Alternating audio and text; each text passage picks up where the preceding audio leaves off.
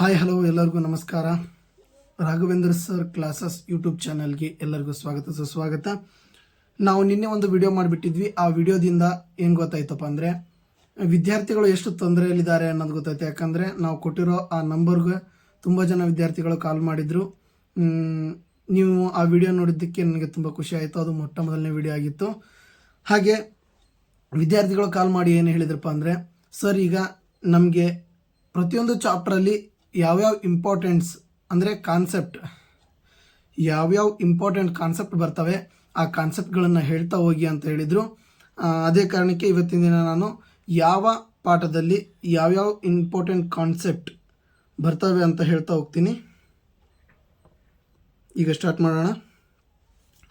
ಮೊಟ್ಟ ಮೊದಲನೇದಾಗಿ ವಾಸ್ತವ ಸಂಖ್ಯೆಗಳಲ್ಲಿ ಯಾವ ರೀತಿ ಕ್ವಶನ್ ಬರ್ತಾವಪ್ಪ ಅಂದರೆ, ದತ್ತ ಸಂಖ್ಯೆಯನ್ನು ಅವಿಭಾಜ್ಯ ಅಪವರ್ತನ ಗುಣಲಬ್ಧವಾಗಿ ವ್ಯಕ್ತಪಡಿಸುವುದು. ಅಲ್ಲೇನು ಬರುತ್ತಾ, ಒಂದು ಫಾರ್ಮುಲಾ ಬರ್ತೈತಿ, A into B is equal to ಲಸ ಇಂಟು ಮಸ ಅಂತ. ಇಂಗ್ಲೀಷಲ್ಲಿ ಹೇಳ್ಬೇಕಪ್ಪ ಅಂದರೆ A into B is equal to L C M into H C F ಅಂತ. ಆ ಒಂದು ಸೂತ್ರದ ಮೇಲೆ ಅವಿಭಾಜ್ಯ ಅಪವರ್ತನಗಳನ್ನು ಕಂಡುಹಿಡಿಯೋದ್ರ ಮೂಲಕ ನೀವೇನು ಮಾಡಬೇಕಾಗುತ್ತೆ, ಆ ಒಂದು ಫಾರ್ಮುಲಾನ ಹಚ್ಚಿ ಮುಂದೆ ಸೊಲ್ಯೂಷನ್ ಕಂಡುಹಿಡಿಯಬೇಕಾಗುತ್ತೆ. ಅದರಲ್ಲಿ ಇನ್ನೂ ಒಂದು ಮೋಸ್ಟ್ ಇಂಪಾರ್ಟೆಂಟ್ ಅಂದರೆ, ಒಂದು ಅಭಾಗಲಬ್ಧ ಸಂಖ್ಯೆ ಎಂದು ಸಾಧಿಸುವುದು. ಇದು ಅಂತೂ ಪರ್ಟಿಕ್ಯುಲರ್ ಕ್ವಶನ್ ಆಗಿರ್ತದೆ. ಈ ಕ್ವಶನ್ ಪ್ರತಿಯೊಂದು ಎಕ್ಸಾಮಲ್ಲಿ ಕೂಡ ಬಂದದ, ಹೌದಾ? ನೆಕ್ಸ್ಟ್ ಬಹುಪದೋಕ್ತಿಯಲ್ಲಿ ಡಿಗ್ರಿಯನ್ನು ಕಂಡುಹಿಡಿಯೋದು. ಯಾವುದೇ ಒಂದು ಸಮೀಕರಣನ ಕೊಟ್ಟಿರ್ತಾರೆ, ಆ ಸಮೀಕರಣದ ಎಕ್ಸ್ ರೇಷೋ ಯಾವುದು ಡಿಗ್ರಿ ಜಾಸ್ತಿ ಇರುತ್ತೋ ಅದೇನಾಗಿರ್ತದೆ, ಆ ಒಂದು ಸಮೀಕರಣದ ಡಿಗ್ರಿ ಆಗಿರ್ತದೆ. ಇದು ಬಹುಪದೋಕ್ತಿಯಲ್ಲಿ ಕಂಡುಹಿಡಿತಕ್ಕಂಥದ್ದು. ಹಾಗೂ ನಕ್ಷೆಯನ್ನು ಕೊಟ್ಟಿರ್ತಾರೆ, ಒಂದು ಎಕ್ಸ್ ವೈ ಗ್ರಾಫನ್ನು ಕೊಟ್ಟಿರ್ತಾರೆ. ಆ ಎಕ್ಸ್ ವೈ ಗ್ರಾಫಲ್ಲಿ ಎಕ್ಸ್ ಟರ್ಮು ಆ ಎಕ್ಸ್ ಗೆರೆಯನ್ನು ಎಷ್ಟು ಸಾರಿ ಹಾದು ಹೋಗಿರುತ್ತದೋ ಅದನ್ನು ನೀವೇನು ಮಾಡಬೇಕಾಗತ್ತಾ, ಐಡೆಂಟಿಫೈ ಮಾಡಬೇಕಾಗತ್ತಾ. ನೆಕ್ಸ್ಟ್ ಶೂನ್ಯತೆಯನ್ನು ಕಂಡುಹಿಡಿಯುವುದು. ಈಗ ನೀವು ನೋಡ್ತಿದ್ದೀರಲ್ಲ, ಬೈಫರ್ಕೇಶನ್ ಮಾಡಿ ಅಪವರ್ತನ ಮಾಡುವುದರು, ಆ ವಿಧಾನದ ಮೂಲಕ ಏನು ಮಾಡಬೇಕಾಗುತ್ತಾ, ನೀವು ಇಲ್ಲಿ ಶೂನ್ಯತೆಯನ್ನು ಕಂಡುಹಿಡಿಯುವುದು. ಇಟ್ ಮೀನ್ಸ್ ಎಕ್ಸ್ ಬೆಲೆ ಕಂಡುಹಿಡಿಬೇಕಾಗುತ್ತೆ. ಆ ಒಂದು ಎಕ್ಸ್ ಬೆಲೆ ಆಲ್ಫಾ ಆಗಿದ್ದರೆ ಇನ್ನೊಂದು ಎಕ್ಸ್ ಬೆಲೆ ಏನಾಗಿರ್ತದೆ, ಬೀಟಾ ಆಗಿರ್ತದೆ. ಅವುಗಳ ಸಹಗುಣಕ ಅಂದರೆ ಏನು, ಸಹಗುಣಕಗಳ ನಡುವಿನ ಸಂಬಂಧವನ್ನು ತಾಳೆ ನೋಡುವುದು. ಫಾರ್ಮುಲಾ ಐತಲ್ಲ, alpha plus beta is equal to minus B by A ಅಂತ. ಇನ್ನೊಂದು ಫಾರ್ಮುಲಾ ಐತಿ, alpha into beta is equal to C by A ಅಂತ. ಇವೆರಡು ಫಾರ್ಮುಲಾಗಳ ಅವುಗಳ ಸಹಗುಣಕಗಳನ್ನು ಕಂಡುಹಿಡಿಯುವುದು. ಎರಡು ಆನ್ಸರ್ ಸೇಮ್ ಬಂದರೆ ಏನಾಗಿರ್ತದೆ, ಅವೆರಡುಗಳ ಶೂನ್ಯತೆಯನ್ನು ತಾಳೆ ನೋಡುವುದಾಗಿರ್ತದೆ. ನೆಕ್ಸ್ಟ್ ಮೂರನೇ ಪಾಠ ಯಾವುದಪ್ಪ ಅಂದರೆ, ಎರಡು ಚರಾಕ್ಷರಗಳೆಲ್ಲ ರೇಖಾತ್ಮಕ ಸಮೀಕರಣಗಳ ಜೋಡಿಗಳನ್ನು ವರ್ಜಿಸುವ ವಿಧಾನದ ಮೂಲಕ ಕಂಡುಹಿಡಿಯಿರಿ. ಮೊದಲಿಗೆ ಏನು ಬರ್ತಿತ್ತು, ಆದೇಶ ವಿಧಾನ, ವರ್ಜಿಸುವ ವಿಧಾನ, ನಕ್ಷಾ ವಿಧಾನ ಅಂತ ಬರ್ತಿತ್ತು. ಈಗ ಆದೇಶ ವಿಧಾನ ಆದಷ್ಟು ಕಡಿಮೆ ಆಗಿದೆ. ಈಗ ಬರ್ತಕ್ಕಂಥ ವಿಧಾನ ಯಾವುದಪ್ಪ ಅಂದರೆ ವರ್ಜಿಸುವ ವಿಧಾನ. ಎರಡು ಸಮೀಕರಣ ಕೊಟ್ಟಿರ್ತಾರೆ. ಈಗ ನೀವು ಬಿಗ್ ಬಾಸ್ ಎಲ್ಲ ನೋಡಿರ್ತೀರ, ಅದರಲ್ಲಿ ಏನು ಮಾಡ್ತಿದೆ, ಎಲಿಮಿನೇಟ್ ಮಾಡೋದು ಅಂತ ಹೇಳ್ತಾರೆ. Elimination it means nothing but ವರ್ಜಿಸುವ ವಿಧಾನ, ಎಲಿಮಿನೇಷನ್ ಮೆಥಡ್ ಅಂತ ಕರಿತೀವಿ. ಓಕೆನಾ? ಆ ಎಲಿಮಿನೇಷನ್ ಮೆಥಡ್ ಮಾಡುವುದರ ಮೂಲಕ ಎಕ್ಸ್ ಅಥವಾ ವೈ ಟರ್ಮ್, ನೀವು ಯಾವುದಾದ್ರು ಟರ್ಮನ್ನು ನೀವೇನು ಮಾಡ್ಬೋದು, ಈಕ್ವಲೈಸ್ ಮಾಡಿಕೊಂಡು ಎಲಿಮಿನೇಷನ್ ಮಾಡಬೇಕು. ಎಲಿಮಿನೇಷನ್ ಇಟ್ ಮೀನ್ಸ್ ವರ್ಜಿಸುವ, ಅಲ್ಲಿಂದ ಅದನ್ನ ಏನು ಮಾಡಬೇಕು, ಎಲಿಮಿನೇಟ್ ಮಾಡಬೇಕಾಗುತ್ತೆ. ಆ ವಿಧಾನ ಮಾಡುವುದರ ಮೂಲಕ ಏನು ಆನ್ಸರ್ನ ಕಂಡುಹಿಡಿಬೋದು. ಇನ್ನೂ ಒಂದು, ಎರಡು ಚರಾಕ್ಷರಗಳೆಲ್ಲ ರೇಖಾತ್ಮಕ ಜೋಡಿಯನ್ನು ನಕ್ಷಾ ಸಹಾಯದಿಂದ, ಗ್ರಾಫ್, ಇದಂತೂ ಮೋಸ್ಟ್ ಇಂಪಾರ್ಟೆಂಟ್ ಕ್ವಶನ್, ಗ್ರಾಫ್, ಹೌದಾ? ನಕ್ಷಾ ವಿಧಾನ ಅಂತ ಬರ್ತೈತಿ. ಗ್ರಾಫ್ ಆಗ್ತಿರಲ್ಲ, ಎಕ್ಸ್ ಆಕ್ಸಿಸ್ ಮತ್ತು ವೈ ಆಕ್ಸಿಸ್, ಇದರಲ್ಲಿ ಒಂದು ಯೂನಿವರ್ಸಲ್ ಮೆಥಡ್ ಅಂತ ಕರಿತೀವಿ ನಾವು. ಅದು ಯಾವುದಪ್ಪ ಅಂದರೆ, ಎಕ್ಸ್ 0 ಆದಾಗ ವೈ ಏನಾಗುತ್ತೆ, ವೈ 0 ಆದಾಗ ಎಕ್ಸ್ ಏನಾಗುತ್ತೆ, ಇವೆರಡನ್ನು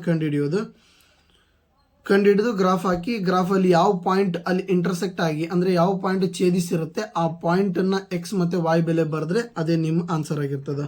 ನೆಕ್ಸ್ಟ್ ವರ್ಗ ಸಮೀಕರಣಗಳನ್ನು ಬಿಡಿಸೋದು ಎರಡು ರೀತಿಯಿಂದಾನೇ ಬಿಡಿಸ್ತೀವಿ.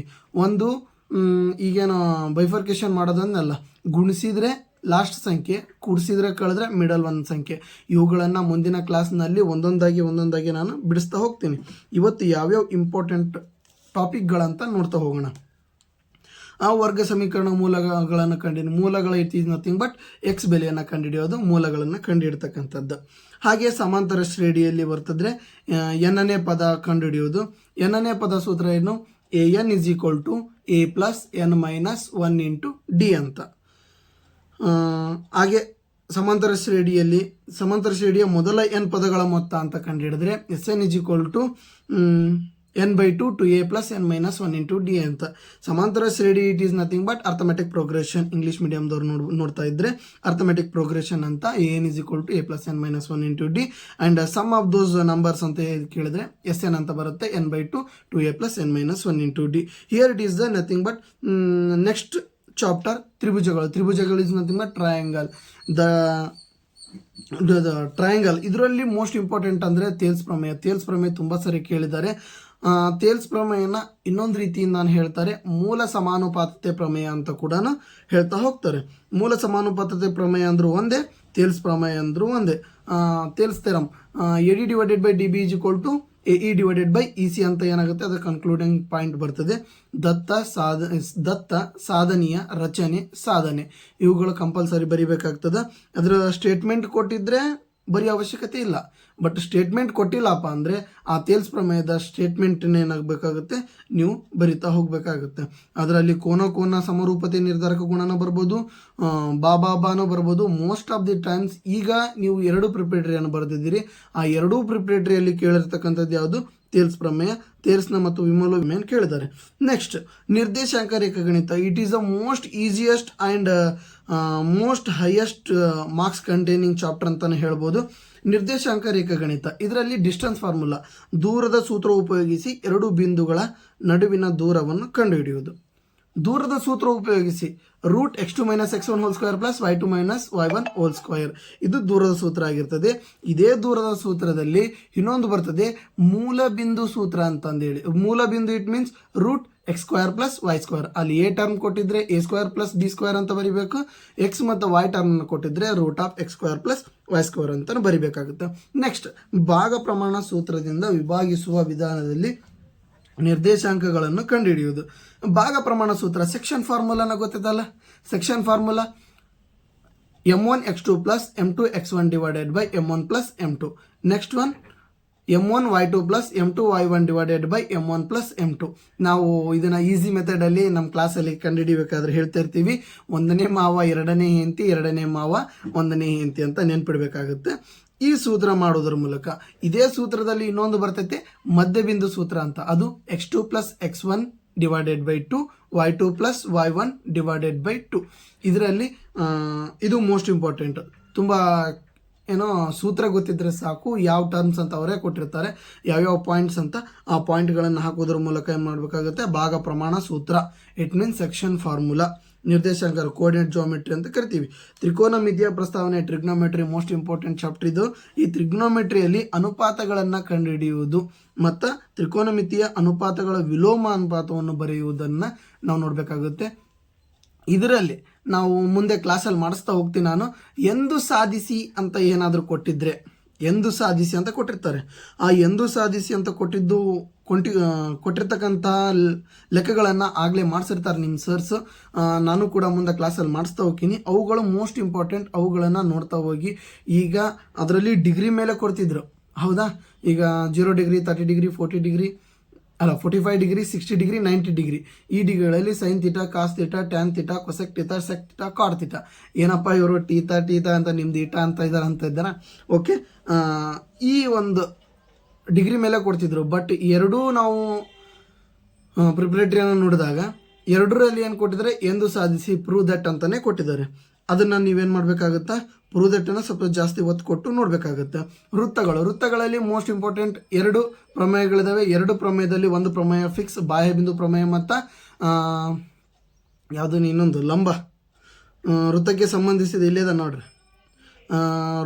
ವೃತ್ತದ ಯಾವುದೇ ಬಿಂದುವಿನಲ್ಲಿ ಎಳೆದ ಸ್ಪರ್ಶಕವು ಸ್ಪರ್ಶ ಬಿಂದುವಿನಲ್ಲಿ ಎಳೆದ ತ್ರಿಜ್ಯಕ್ಕೆ ಲಂಬವಾಗಿರ್ತದೆ ಅಂತಂದೇಳಿ ಬಾಹ್ಯ ಬಿಂದು ಪ್ರಮೇಯ ಮತ್ತು ಲಂಬ ಪ್ರಮೇಯ ಅಂತ ಕರಿತೀವಿ. ಇವೆರಡೂ ಪ್ರಮೇಯದಲ್ಲಿ ಮೋಸ್ಟ್ ಇಂಪಾರ್ಟೆಂಟ್. ಎರಡರಲ್ಲಿ ಒಂದು ಪ್ರಮೇಯ ಪಕ್ಕಾ ಫಿಕ್ಸ್ ಕೊಡ್ತಾರೆ. ಓಕೆನಾ? ಇದು ವೃತ್ತಕ್ಕೆ ಸಂಬಂಧಿಸಿದ್ದು. ಹಾಗೆ ಈ ವೃತ್ತಕ್ಕೆ ಸಂಬಂಧಿಸಿದರಲ್ಲಿ ಇತ್ತೀಚೆಗೆ 2 ಮಾರ್ಕ್ಸಿನ ಕ್ವಶನ್ನು ಕೂಡ ಕೇಳ್ತಾ ಇದ್ದಾರೆ. ಸ್ವಲ್ಪ ಗಮನ ಇರಲಿ. ಓಕೆನಾ? ವೃತ್ತಗಳಿಗೆ ಸಂಬಂಧಿಸಿದ ವಿಸ್ತೀರ್ಣ ಇದರಲ್ಲಿ ಎರಡು ಬರ್ತಾವೆ, ಒಂದು ತ್ರಿಜ್ಯಾಂತರ ಖಂಡದ ವಿಸ್ತೀರ್ಣ, ಇನ್ನೊಂದು ಕಂಸದ ಉದ್ದ ಕಂಡುಹಿಡಿಯುವುದು. ಅವು ಎರಡರಲ್ಲಿ ವೃತ್ತಖಂಡ ಮತ್ತು ತ್ರಿಜ್ಯಾಂತರ ಖಂಡ ಇವೆರಡೂ ಸೂತ್ರಗಳನ್ನು ನೋಡ್ತಾ ಹೋದರೆ ನೀವೇನು ಮಾಡ್ಬೋದಾಗುತ್ತೆ, ಈ ವೃತ್ತಕ್ಕೆ ಸಂಬಂಧಿಸಿದ ವಿಸ್ತೀರ್ಣ ಚಾಪ್ಟರಲ್ಲಿ ಬರ್ತಕ್ಕಂಥ ಕ್ವಶನನ್ನು ಸಾಲ್ವ್ ಮಾಡ್ಬೋದಾಗಿರುತ್ತೆ. ಈಗ ಬರ್ತಕ್ಕಂಥದ್ದು ಮೋಸ್ಟ್ ಇಂಪಾರ್ಟೆಂಟ್ ಮೇಲ್ಮೈ ವಿಸ್ತೀರ್ಣ ಮತ್ತು ಘನಫಲ. ಮೇಲ್ಮೈ ವಿಸ್ತೀರ್ಣ ಅಂದರೆ ಸರ್ಫೇಸ್ ಏರಿಯಾ ಆ್ಯಂಡ್ ವಾಲ್ಯೂಮ್ ಅಂತ ಕರಿತೀವಿ. ಈ ಸರ್ಫೇಸ್ ಏರಿಯಾ ಆ್ಯಂಡ್ ವಾಲ್ಯೂಮ್ ಚಾಪ್ಟ್ರಲ್ಲಿ ಸೂತ್ರಗಳು ಒಟ್ಟು 18 ಸೂತ್ರಗಳದಾವೆ. ಈ 18 ಸೂತ್ರಗಳು ಬಂತು ಅಂದರೆ ನಿಮಗೆ ಇದರಿಂದಾನೇ 5 ಮಾರ್ಕ್ಸ್ ಕ್ವಶನ್ ಬರ್ತಕ್ಕಂಥದ್ದು. 5 ಮಾರ್ಕ್ಸ್ ಲಾಸ್ಟ್ ಏನು ಅವಾಗ ಸಮಾಂತರ ಶ್ರೇಣಿ ಮೇಲೆ ಬರ್ತಿತ್ತಲ್ಲ ವರ್ಷ, ಈ ಸಲ ಏನಾಗಿರುತ್ತೆ ಅದು 5 ಮಾರ್ಕ್ಸ್ ಕ್ವಶನ್ನು ಮೇಲ್ಮೈ ವಿಸ್ತೀರ್ಣ ಮತ್ತು ಘನಫಲ ಸೂತ್ರದ ಮೇಲೆ ಬರ್ತದ. ಇದನ್ನು ನೀವು ಜಾಸ್ತಿ ಒತ್ತು ಕೊಟ್ಟು ನೋಡಬೇಕಾಗುತ್ತೆ. ಹಾಗೆ ಆ ಸೂತ್ರಗಳನ್ನು ಬೈಪಾಟ್ ಮಾಡಿದ್ರೆ 1 ಮಾರ್ಕ್ಸಿಗೆ ಆ ಸೂತ್ರನೂ ಬರೆಯೋಕ್ಕೆ ಕೇಳ್ತಾರೆ. ಓಕೆ, ಮೇಲ್ಮೈ ವಿಸ್ತೀರ್ಣ ಮತ್ತು ಘನಫಲ ಅತ್ಯಂತ ಈಸಿ. ಇದರಲ್ಲಿ 50% ಆಫ್ ಆನ್ಸರ್ ಕ್ವಶನಲ್ಲೇ ಇರ್ತದೆ. ಕ್ವಶನನ್ನು ಯಾರು ಅರ್ಥ ಮಾಡ್ಕೋತಾರೆ ಅವರು ಈ ಒಂದು ಲೆಕ್ಕನ ತುಂಬ ಸುಲಭವಾಗಿ ಬಿಡಿಸ್ಬೋದಾಗಿರುತ್ತೆ. ನೆಕ್ಸ್ಟ್ ಸಂಖ್ಯಾಶಾಸ್ತ್ರ ಅಂದರೆ ಸ್ಟ್ಯಾಟಿಸ್ಟಿಕ್ಸ್. ಇದರಲ್ಲಿ 3 ಸೂತ್ರ: ಸರಾಸರಿ, ಮಧ್ಯಾಂಕ, ಬಹುಲಕ. ಸರಾಸರಿ, ಮಧ್ಯಾಂಕ, ಬಹುಲಕ ತುಂಬ ಇಂಪಾರ್ಟೆಂಟ್ ಹೇಳ್ತಾ ಇದ್ದೀನಿ. ಮೀನು, ಮೋಡು, ಮೀಡಿಯನ್ ಅಂತ. Mean summation of F I X I divided by summation of F I. ಇನ್ನೊಂದು ಯಾವುದು ಮೋಡ್ ಬಹುಲಕ, L plus F1 minus F0 divided by 2F1 minus F0 minus F2 into H ಅಂತಂದು ಹೇಳಿ. Next ಇನ್ನೊಂದು ಯಾವುದು ಮಧ್ಯಾಂಕ, L plus N/2 minus CF divided by F into H. ಈ ರೀತಿಯಾಗಿ ನಿಮಗೆ ಸೂತ್ರಗಳು ಸುಲಭವಾಗಿ ಹೇಳಲಿಕ್ಕೆ ಬಂದರೆ ನೀವು ಈ ಸಂಖ್ಯಾಶಾಸ್ತ್ರವನ್ನು ಈಸಿಯಾಗಿ ಐಡೆಂಟಿಫೈ ಮಾಡಿ ಬರಿಬಹುದು. ಓಕೆನಾ? ಅದು ಹೇಗೆ ಅಂತ ನಾನು ಮುಂದೆ ಕ್ಲಾಸಲ್ಲಿ ಹೇಳ್ತಾ ಇರ್ತೀನಿ. ಸರಾಸರಿ ಮತ್ತು ಬಹುಲಕ ಇವೆರಡು, ಈ 3ರಲ್ಲಿ 2 ಅಂತ ಕೊಟ್ಟಿರ್ತಾರೆ, 2ರಲ್ಲಿ 1 ಬರಿಬೇಕು. 1 ಮಾತ್ರ ಫಿಕ್ಸ್ ಆಗಿ ಕೊಟ್ಟಿರ್ತಾನೆ. ನೆಕ್ಸ್ಟ್ ಸಂಭವನೀಯತೆ ಅಂತೂ ಕ್ವಶನಲ್ಲೇ ಆನ್ಸರ್ ಇರುತ್ತೆ. ಆ ಕ್ವಶನನ್ನು ಯಾರು ಚೆನ್ನಾಗಿ ಅರ್ಥ ಮಾಡ್ಕೊತಾರೋ ಅವ್ರೇನು ಮಾಡ್ಬೋದಾಗುತ್ತೆ, ಈ ಸಂಭವನೀಯತೆ ಚಾಪ್ಟರ್ನ ತುಂಬ ಚೆನ್ನಾಗಿ ಅಲ್ಲಿ ಬಂದಿರತಕ್ಕಂಥ ಕ್ವಶನ್ಗಳನ್ನು ತುಂಬ ಚೆನ್ನಾಗಿ ಬರಿಬೋದಾಗಿರುತ್ತೆ. ಇದು ನಮ್ಮ ಮೊದಲನೇ ಪಾಠ. ಈಗ ನಾವೇನು ಮಾಡಿದ್ವಿ, ನಿಮಗಿರ್ತಕ್ಕಂತಹ ಒಟ್ಟು 14 ಪಾಠಗಳಲ್ಲಿ ಯಾವ್ಯಾವ ಇಂಪಾರ್ಟೆಂಟ್ ಯಾವ್ಯಾವ ಕಾನ್ಸೆಪ್ಟ್ಗಳು ನಿನ್ನ ಹೇಳಿದ್ದೆ ನಾನು ಕಾನ್ಸೆಪ್ಟ್ಗಳನ್ನ ಬಿಡಿಸ್ಬೇಕಂತ. ಆ ಕಾನ್ಸೆಪ್ಟ್ಗಳು ಯಾವ್ಯಾವ ಇಂಪಾರ್ಟೆಂಟ್ ಕಾನ್ಸೆಪ್ಟನ್ನು ಇದಾವೆ ಅಂತಂದೇಳಿ ನಾವೇನು ಮಾಡಿದ್ವಿ ಇವತ್ತಿನ ದಿನ ನೋಡಿದ್ವಿ. ಹಾಗೆಯೇ ನಾನೇನು ಮಾಡ್ತಾಯಿದ್ದೀನಿ, ನೆಕ್ಸ್ಟ್ ಇವತ್ತೇ ಅಥವಾ ನಾಳೆ ದಿನ ಅಪ್ಲೋಡ್ ಮಾಡ್ತೀನಿ.